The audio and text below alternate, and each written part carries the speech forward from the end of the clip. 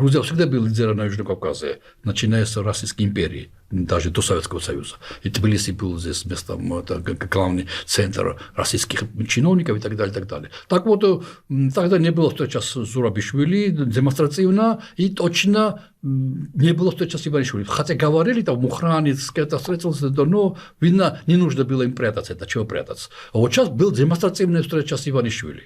И, конечно, это явно другую картину показывает. Пока, мне кажется, что сейчас уже лидер Кавказа, скажем, Южного Кавказа, Алиев, приехал, чтобы поговорить с реальным лидером Грузии. Реальный лидер Кавказа поговорит с реальным лидером Грузии, с Иванишвили, и они друг друга признали. Иванишвили признал его своим целодвижением, можно сказать, что Алиев главный на Кавказе, а Алиев признал, что Иванишвили главный в Грузии. И они о чем-то договорились. Не очень трудно догадаться, о чем они могли бы догадаться. Иранский кризис, который, дай бог, вот, должен закончиться, экономический фактор и разруха в Иране долго-долго будет продолжаться. И Иран будет требовать очень много чего от мира, и мир будет выделять какие-то ресурсы для вас, сохранения хотя бы, если не режима, то существования государства, и чтобы люди там в ужасных условиях не жили. Потом какие-то проекты пойдут,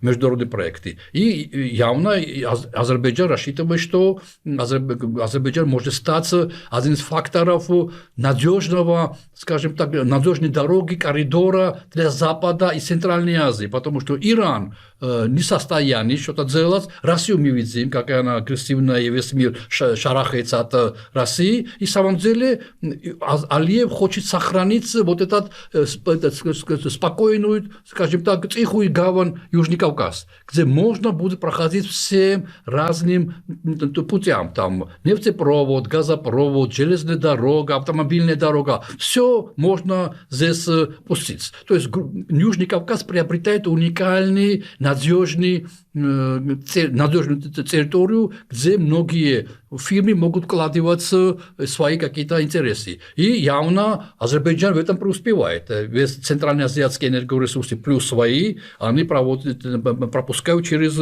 Грузию, Черное море или там Турцию. И насколько Грузия в этом проекте надежный партнер для Азербайджана и, уверен, Турции. Турция присутствовала, я уверен, в этих разговорах. Насколько Грузия и инфраструктурно, и политически, и геополитически готов подыгрывать Турции и Азербайджану в своих же собственных интересах. Или наоборот, или здесь все-таки тот слон присутствует, который никто не видит. Это Россия. Или Грузия все-таки озирается в сторону России. Насколько Грузия надежен, быть надежным партнером Азербайджана, чтобы взять на себя большую ответственность перед мировым сообществом, и от этого Грузия выиграет. И, соответственно, или наоборот, Грузия где-то будут какие-то дырки в сторону России.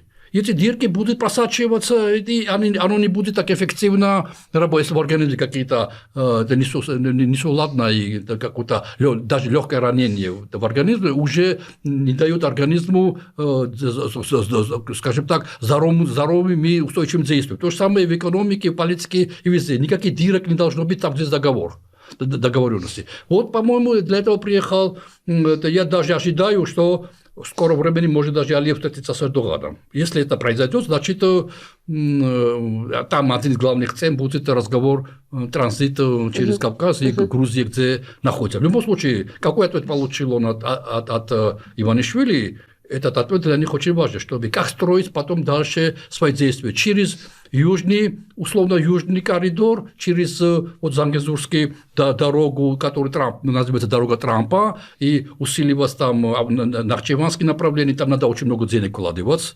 или воспользоваться моментом Ирана, и как вот уже существующие дороги использовать через Грузию, но их надо реабилитировать. И насколько Грузия на это пойдет, и не будет так палки в колеса ставить, как по поводу Анакры. В 2020 году Анакры должна была открыться, и до сих пор грузинские мечта постоянно не отказываются, говорят, нет, мы обязательно построим.